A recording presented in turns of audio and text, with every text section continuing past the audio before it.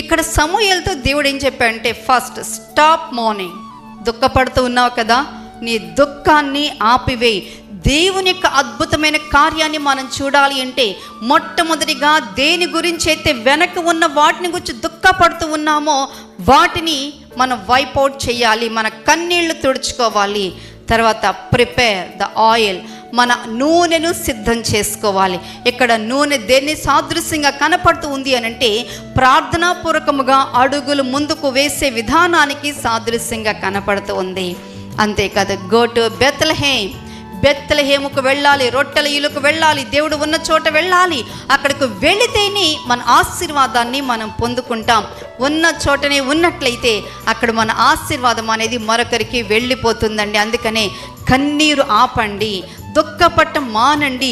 వెనక ఉన్న వాటిని పదే పదే తలుచుకుని అలా జరిగింది ఇలా జరిగింది అని చెప్పి దుఃఖించకుండా వర్తమానములో మనము ఏమి చేయాలో, ఎంత ప్రేమగా మన తోటి వారితో కలిసి జీవించాలో, ఎంత విధేయతతో దేవుడు చెప్పిన మాటను మనం అంగీకరించాలో అని తెలుసుకుని రొట్టెల ఇల్లు లాంటి దేవుని దగ్గరకు మనము నడవాలండి.